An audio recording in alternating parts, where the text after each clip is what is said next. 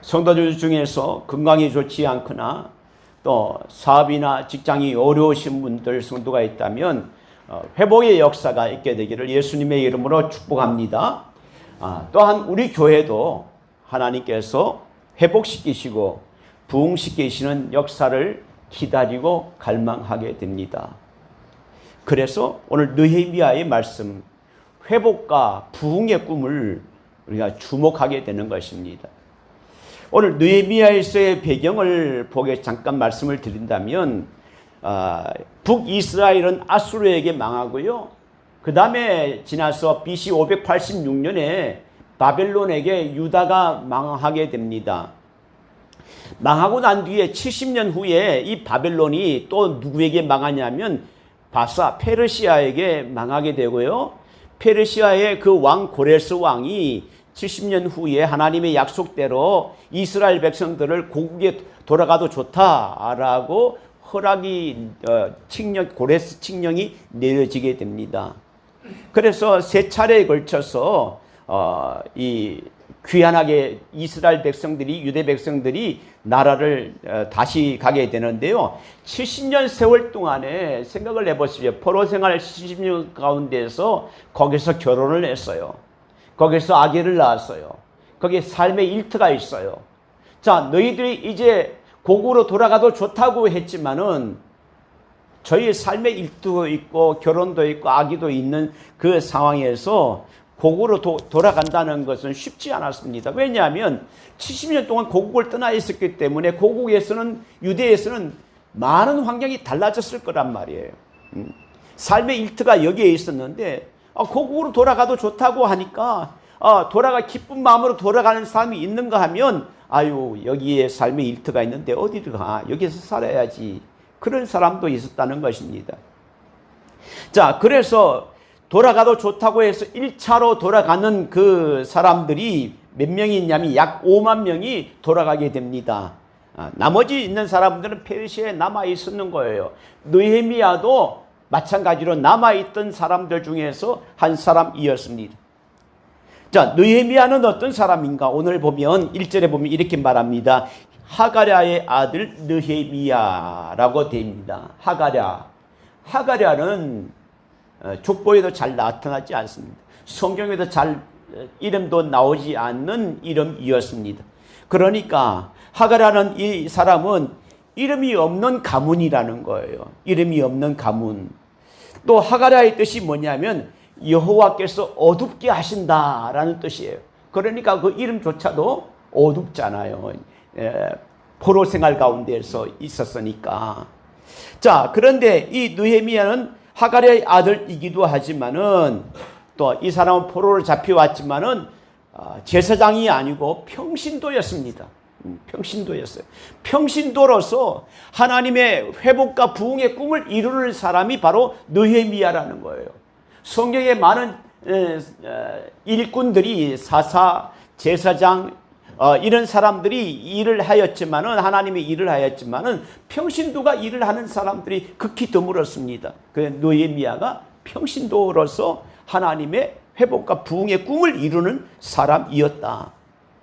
자, 하가랴는 하나님께서 여호와께서 어둡게 하신다는 그 이름의 뜻이라면 느헤미야의 뜻은 뭐냐면 여호와께서 위로하신다. 여호와께서 위로하신다. 왜 위로하신다는 것이 있었을까? 뒤에 보면 좀 이해가 되는 부분이 있습니다. 자, 또 이 느헤미야는 자기의 직업이 있는데 어떤 직업이냐면 페르시아 왕의 술관원이었습니다. 술관원. 쉽게 말해서 술 맡은 관원이 하는 일들이 뭐냐면 예전에 우리 옛날 영화를 보도 그랬지만은 왕조 시대에 독살이 많았습니다. 음식도 독을 넣어서 죽이고 먹는 마실 물에도 독을 넣어서 죽이기 때문에 그래서 왕이 안전하기 위해서 독이 있는 것을 미리 점검하는 사람이 있어요. 그래서 옛날에 요셉이 감옥에 gat혔을 때 떡관장, 술관장이 왔듯이 마찬가지예요. 여기도 술관원인데 이 사람이 뭐냐? 왕이 술을 마시기 전에 음료수를 마시기 전에 미리 다 시험을 한다는 거예요. 독이 있는지 없는지 검사를 해서 독이 없으면 왕이 먹는 거예요. 마시는 거예요. 그러니까 이 사람은 왕의 신임을 받는 사람이었잖아요. 그렇잖아요.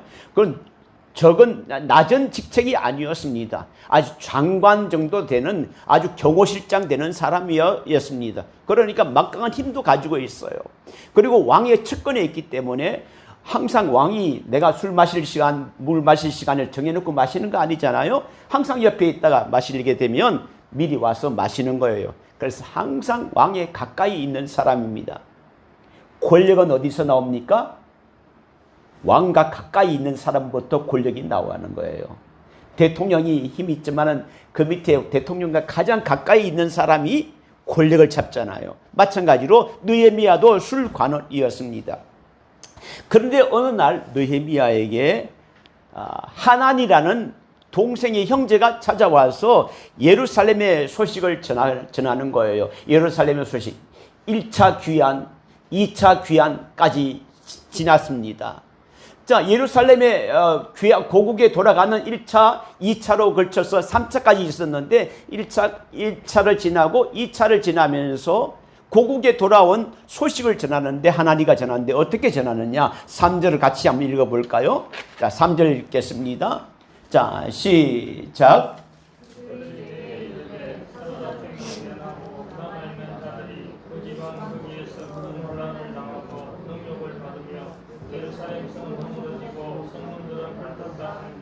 자, 사로잡힘을 면하고 남아있는 자들, 그들은 포로 생활하지 않았던 분. 많은 사람들이 포로로 잡혀갔는데 포로로 잡혀가지 않는 남은 자들이 있잖아요. 근데 그 지방에서 그 나라에서 큰 환난을 당하고 능욕을 받고 있다. 아직까지도 힘든 삶을 살고 있고 예루살렘 성은 허물어졌고 성문은 불타 있는 상태입니다. 라는 말을 고국의 비참한 소식을 이 느헤미야에게 고하는 거예요. 바사 제국이 이 바벨론이 멸망하면서 유대 백성에게 지난주에 보여드렸는데 3차로 소식을 전하는 3차로 귀국을 하는 것이 있었습니다. 제일 처음에 1차는요 스룹바벨이 중심이 되어서 고국으로 돌아가서 성전을 완공해요. 성전을 방해하는 세력이 있어서 잠깐 멈칫했지만은 다시 성전을 완공합니다.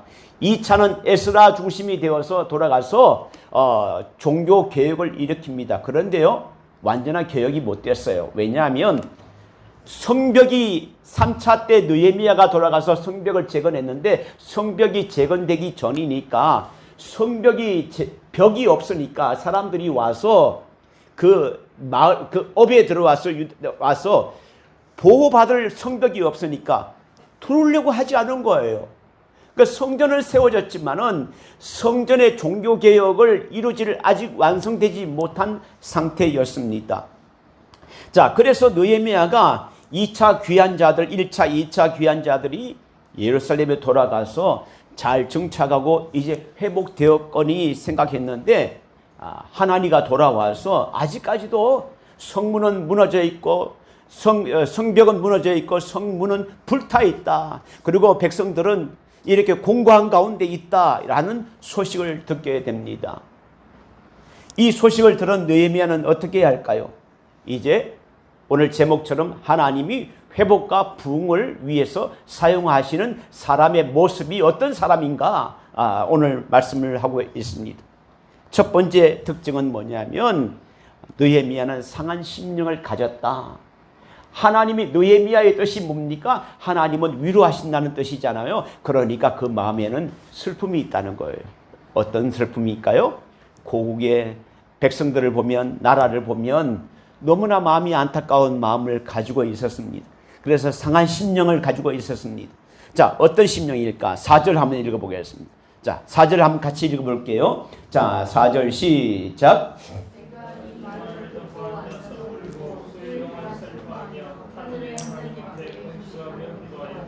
자, 이 말을 듣고 하나니의 동생 하나니의 말을 듣고 수일 동안을 슬퍼했다. 여러분, 수일 동안 슬퍼하는 것이 쉬운 줄 아세요? 예를 들어서 우리 가족이 부모가 돌아가셨을 때, 돌아갔다 남편, 아내, 자녀가 돌아갔다고 세상을 떠났다고 했을 때 그 슬픔이 얼마나 큰 슬픔이겠습니까? 그때는 며칠 동안 울어도 그때는 울 수 있어요. 그렇지 않을 때는 수일 동안 운다는 것이 쉽지 않습니다. 근데 느헤미야의 마음은 정말 애통하는 마음, 나라를 사랑하는 마음이 있고 백성들을 사랑하는 마음이 있었다는 거예요. 그래서 부모가 돌아가셨을 때, 내 형제가 죽었을 때만큼 아픔이 있다는 것을 말하고 있습니다. 그래서 수일 동안 슬퍼했다. 하나님의 백성이 이런 핍박과 이런 모욕을 당하고 있다는 상황에서 마음을 같이 했다는 것을 보게 됩니다. 성경에 보면요, 슬퍼하고 애통하는 자에게 하나님이 주시는 복이 있는데, 마음이 상한 자에게 복을 주시는데 어떤 걸 복을 주시냐 볼게요. 자, 심령이 상한 사람을 사용하신다. 회복과 부흥의 꿈을 이루는 사람이 누군가? 마음이 상한 사람을 하나님이 사용하신다 말하고 있습니다. 성경에요, 시편 34편 18절 같이 읽어보겠습니다. 자, 시작. 여호와는 마음이 상한 자를 가까이 하시고 충심으로 통회하는 자를 구원하시는도다. 하나님은요, 마음이 상한 자를 가까이 하신대요. 마음이 상한 자. 아기를 낳지 못해서 한나가 성전에 와서 통곡하며 애통할 때에 하나님께서 그 기도를 들어주셨다고 그래요. 우리가 슬퍼하는 것도 있지만은, 슬퍼한다는 것도 똑같은 슬퍼하지만은, 여기는 마음이 상한 자는 누구에게 고백을 하는 거예요? 하나님께 고백하는 거예요. 여호와는 하나님 앞에 마음이 상한 자를 가까이 하시고 충심으로 통회한다. 이 느헤미야는 고국의 소식을 듣고 너무나 마음이 괴로웠습니다. 그래서 수일 동안 슬퍼했다고 했어요. 수일 동안 슬퍼했다. 그리고 충심으로 통회하다. 애통하는 마음을 가졌다라고 합니다. 자, 또 다른 성경이 있는데요. 자, 시편 51편 17절 같이 읽겠습니다. 시작. 하나님이 구하시는 제사는 상한 심령이라. 하나님이여 상하고 통회하는 마음을 주께서 멸시하지 아니하시리. 하나님이 구하시는 제사는요, 하나님이 바라시는 예배는 상한 심령이라. 이 말이 무슨 말인가? 내가 하나님을 의지합니다. 내가 세상 가운데 살아갈 때 정말 힘들고 괴롭지만 하나님 안에 있을 때 내가 평안을 얻고 하나님 안에 있을 때 위로를 얻습니다. 오직 하나님이 나의 하나님이십니다. 하나님, 내 아픔이 있습니다. 내 괴로움이 있습니다. 이 괴로움을 가지고 하나님 앞에 기도하는 거예요. 그러니까 하나님이 원하시는 제사는, 구하시는 제사는 상한 심령이라. 상한 심령이 말고 다른 심령은 어떻을까요? 오늘 예배 드리는데 예배 드리러 가볼까? 예배 드려보자. 하나님이 원하시는 제사가 아니라, 예배가 아니라는 거예요. 하나님이 구하시는 예배는 내 마음을 다하여서 하나님 앞에 나아가는 제사, 예배, 상한 심령으로. 하나님이 꼭 필요합니다. 하나님이 없는 내 삶에는 아무것도 없습니다. 나는 너무 괴롭습니다. 하나님이 나를 돌아봐 주셔야 됩니다. 라는 것이 상한 심령이에요. 하나님이여 상하고 통회하는 마음을, 하나님은요, 상하고 통회하는 마음, 애통하는 마음을 멸시하지 않는데요. 여러분, 하나님이 원하시는 예배를 드려야 되잖아요. 그래서 느헤미야는 수일 동안 슬퍼하면서 하나님 앞에 슬퍼하기만 했는가? 아닙니다. 우리가 드라마를 보거나 영화를 보면 여자분들도 눈물을 흘리고 남자분도 눈물 흘리는 분들도 있죠. 저도 눈물을 흘릴 때가 있는지 잘 기억이 나지는 않지만은 그런 감동적인 영화를 보게 되면 눈물 날 때가 있어요. 그렇잖아요. 근데 드라마나 영화를 볼 때 눈물은 감정적인 거로, 순간적인 것으로 눈물이지만은, 그러나 여기에서는 하나님과의 관계, 또 신앙적인 고민과 갈등에서 내가 하나님을 잘 믿기를 원하는데 내가 이런 것을 끊기가 어렵습니다. 이런 것을 정리하기가 어려워요. 하나님 어떻게 하면 좋을까요? 그것이 상한 심령이라는 거예요.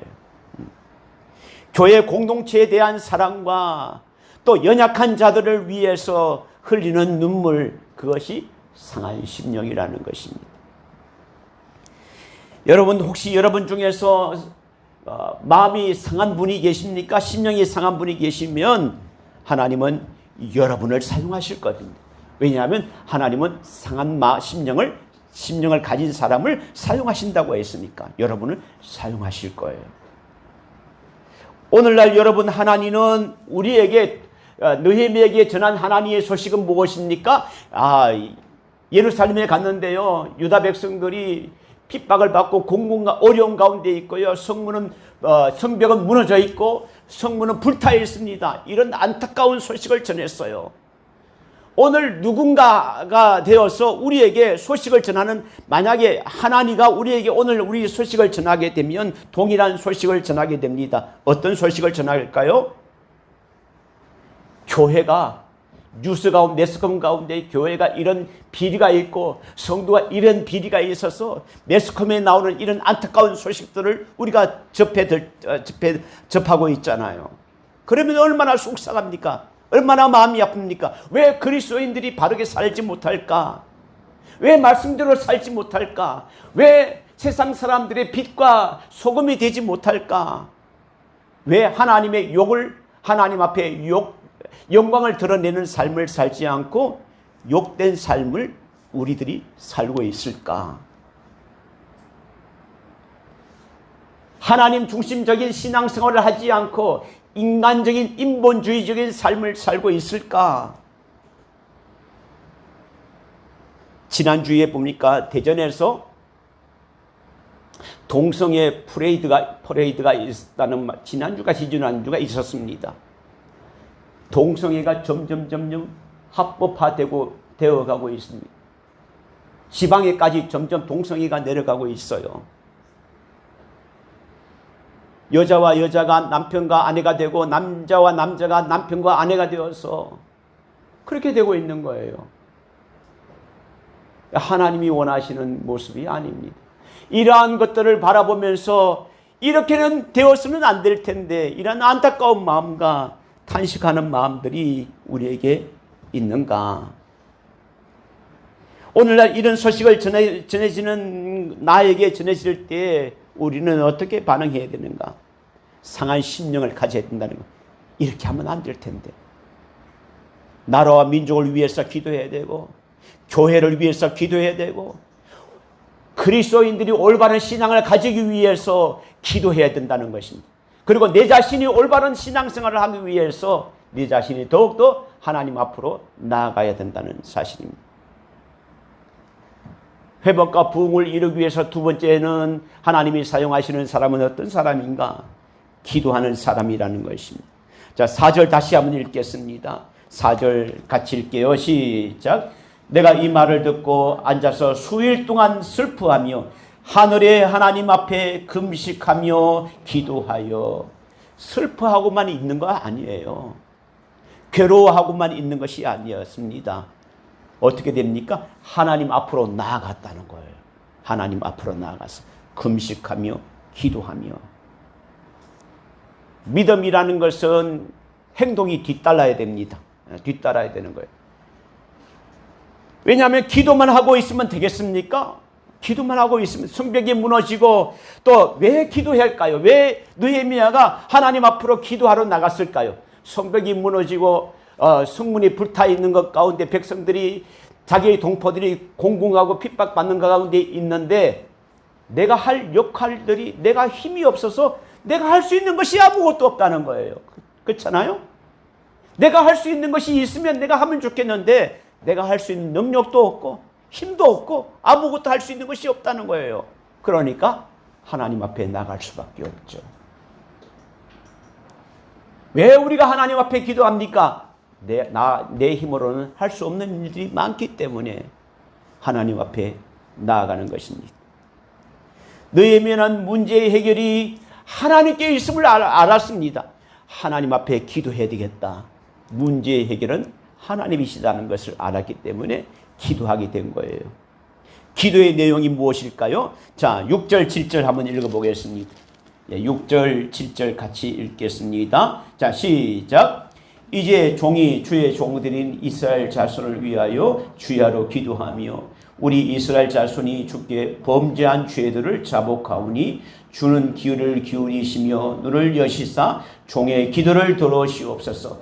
나와 내 아버지의 집이 범죄하여 주를 향하여 크게 악을 행하여 주께서 주의 종 모세에게 명령하신 계명과 율례와 규례를 지키지 아니하였나이다. 하나님 앞에 기도하면서 어떤 기도를 먼저 드렸느냐? 하나님, 내가 범죄했습니다. 내가 하나님 앞에 잘못했습니다. 자기의 죄도 고백하고 자기의 조상의 죄도 부모님의 죄도 고백을 한 거예요. 기도하는 것 가운데 제일 처음에 기도할 때 내 죄를 위해서 기도했습니다. 그러다 보니까 우리 부모님의 잘못도 있고 우리 자녀도 잘못된 것도 있고 우리 조상이 잘못된 것이 생각이 나는 거예요. 그래서 그분들 부모를 위해서 자녀를 위해서도 회개하면서 기도하는 것입니다. 하나님, 잘못되었습니다. 하나님, 용서해 주세요. 긍휼히 여겨 주세요. 이렇게 기도한 것입니다. 자, 이 느헤미야는 하나님 동생인지 형인지 알 수 없지만 형제의 보고를 얘기를 듣고 어떻게 하면 유다를 다시 재건하겠는가, 재건할 수 있는 계획을 먼저 세우지 않았습니다. 어떤 운동을 하고자 하지는 않았습니다. 먼저 하나님 앞에 나아가서 금식하며 기도했습니다. 제일 처음에는요, 슬퍼하는 마음이 있었어요. 두 번째는 여호와 앞으로 나가서 기도했습니다. 자, 기도만 하고 멈췄다는 것이 아닙니다. 기도하고 난 뒤에 2장에 가서는 바사 왕에게 가서 말한다는 것은 에스더가 왕에게 나갈 때 내가 죽으면 죽으리다 그랬잖아요. 왕에게 함부로 나간다는 것은 죽음이에요. 그리고 술관원이나 이 사람들이 왕 앞에 얼굴을 근심하게 하여서 하면 죽음이에요. 그런데 이 나중에 느헤미야는 2장에 왕에게 가서 이렇게 말합니다. 우리 나라가 이 유대 나라가 성문이 불타고 성벽이 무너져 있습니다라고 담대히 말을 하게 된단 말이에요. 기도만 하고 있지 않았다는 것입니다. 여러분, 만약에 고시 보는 학생이 시험을 앞두고 열심히 기도합니다. 하나님, 고시 붙게 해주세요. 하나님, 고시 붙게 해주세요. 금식하며 기도하고요. 또 생각나는 대로 기도하고 계속 기도하는 시간을 많이 가졌습니다. 고시가 붙겠어요? 안 붙습니다. 붙으려면 기도는 해야 되겠지만, 당연히 해야 되지만 자기 할 일은 해야 되죠. 열심히 공부를 해야 되잖아요. 마찬가지입니다. 교회의 부흥과 직분자를 세우기 위해서 우리는 기도해야 됩니다. 기도해야 되는 거예요. 이제 계속 기도할 겁니다. 교회의 부흥을 위해서 기도해야 되고 직분자를 세우기 위해서 기도해야 됩니다. 그러면 기도만 하면 끝인가요? 아닙니다. 행동하는 기도가 되어야 됩니다. 전도해야 되죠. 왜 교회가 부흥이 안 되지? 부정적인 생각을 하는 것보다도 왜 우리 교회는 안 될까라는 생각보다도 내가 더 열심히 해야 되겠다. 내가 더 헌신해야 되겠다. 내가 더 봉사해야 되겠고 내가 더 전도해야 되지. 이런 마음을 가지는 것이 올바른 그리스도인이 되지 않을까. 하나님이 사용하시는 사람, 교회가 힘들어 가운데서 어려움 가운데 있을 때 함께 아파하고 기도하는 사람입니다. 작은 한 사람이지만 내가 앞장설 때 동력자가 한 사람 한 사람 생긴다는 거예요. 저는 유정아 성도님하고 정혜영 성도님이 참 감사해요. 지난주에 내가 갔다 왔잖아요. 갔다 왔는데 이렇게 얘기를 하는 거예요. 아유, 목사님이 참 오시는데 자기 마음은 참, 우리 지난 성도님 지난주에 오기로 하셨죠? 예, 하지 않았나요? 지난주에도 오기로 하셨나요? 지난주는 아니고요. 오늘 딴 분이 있었어요. 그렇죠. 그런데 영등포에 같이 가서 그분들을 모시고 오면 좋겠는데, 내가 또 지난주에는 저 학습 문답이 있었잖아요. 그래서 제가 하기가 어렵겠다고 말씀을 드렸는데, 그래서 이런저런 얘기를 나누면서 전도에 대한 얘기를 많이 하시는 거예요. 야, 교회 가서 이 사람들 데리고 왔으면 좋겠고 저 사람들 데리고 왔으면 좋겠다라는 그런 안타까운 마음들을 나한테 얘기를 많이 하는 거예요. 너무 감사하더라고요. 너무 감사해요. 부흥을 원하잖아요. 교회 회복을 원하잖아요. 그러니까 전도하자고 하는 마음이 있잖아요. 오늘도 우리 귀한 형제분을 오셨는데 감사하고요. 그러면 우리도 부흥을 원합니까? 교회가 회복되기를 원합니까? 기도해야 됩니다. 기도만 하고 있는 거 아니라 전도해야 되는 거예요. 다른 사람이 전도를 해오면 좋겠지, 왜 다른 사람 전도 안 할까? 라고 생각하는 것이 아니라 내 자신이 교회가 바로 세우기 위해서 내 자신이 더욱더 노력하고 헌신하고 회복과 부흥을 하기 위해서 느헤미야가 한 사람이 움직이니까 같이 많은 사람들이 동력자가 생긴 거예요. 느헤미야 한 사람으로부터 시작된 믿음의 행동이 무너진 성벽을 세우는 것뿐만 아니라 유대 나라를 다시 모든 백성들을 재건하는 데, 다시 그 마음을 모으는데 앞장서게 된 거예요. 성벽만 세운 게 아니에요. 성벽을 세워놨더니 이제 흩어졌던 사람들이 이제 성벽 안으로 다 모여들었습니다. 거기에서 보호받기 위해서. 그래서 그 다음에 에스라와 느헤미야가 이제 말씀 운동으로 이제 부흥이 새롭게 회개 운동이 일어나고 놀라운 역사가 일어나게 된 것입니다. 그게요, 2차까지 에스라 선지자가 아무리 영적 각성을 운동을 해도 그게 되지 못했어요. 성벽이 완공이 안 되니까 백성들이 모이지가 않았거든요. 근데 성벽이 완성이 되니까 다 성벽 안으로 다 들어와서 보호받으려고 그래요. 왜? 다른 사람으로부터, 나쁜 사람으로부터 성벽은 보호받잖아요. 그러니까 모여있으니까, 자연스럽게 모여있으니까 거기에서 부흥운동이 일어나게 된 거예요. 말씀이 있으니까.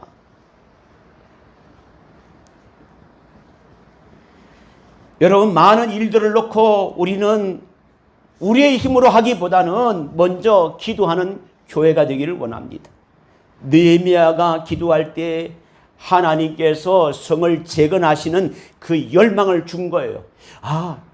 저는 처음부터 느헤미야가 성을 올바로 해야 되겠다라는 생각이 들었을까? 잘 모르겠지만은 그런 그 열망이 아마 얕았을 거예요.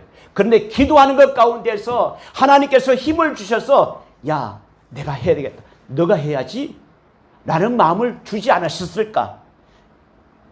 기도하는 것 가운데, 그래서 예루살렘 성벽을 누가 재건하게 되었습니까? 느헤미야가 주도한 것이 아니에요. 기도하는 것 가운데 그 마음을 하나님께서 느헤미야에게 주셔서 하나님께서 그 모든 것을 움직이게 하신 것입니다. 말씀을 마치려고 합니다. 여러분, 하나님의 소식을 들으면서 느헤미야와 같이 안타까운 심령을 가지고 하나님 앞에 나아가서 기도하며 성벽을 재건하게 되는 꿈, 또 우리는 교회가 회복되는 꿈, 또 사업장이 회복되고 가정이 회복되는 꿈, 그것을 꾸어야 되지 않겠습니까? 우리 교회가 함께 꿈꾸는 교회인데 꿈만 꾸는 교회가 되지 않고 꿈을 이루는 교회가 되었으면 좋겠습니다. 꿈을 이루는 교회. 그러기 위해서는 기도하며 행동하는 그리스도인이 된다. 기도만 하고 있는 것이 아니라 기도하며 행동하는, 실천하는 그리스도인이 되어야 된다. 실천하는 그리스도인, 행동하는 그리스도인은 모든 실제 삶에서 드러나게 됩니다.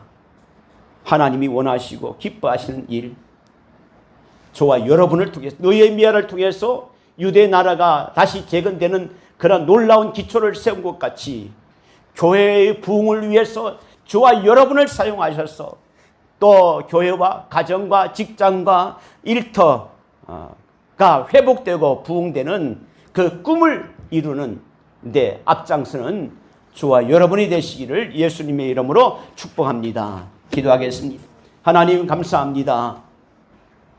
느헤미야 한 사람을 통하여서 무너져 있던 이스라엘 공동체가 다시 회복되는 그런 놀라운 일들이 생겼습니다. 우리 교회에도 많은 일들을 놓고 있습니다.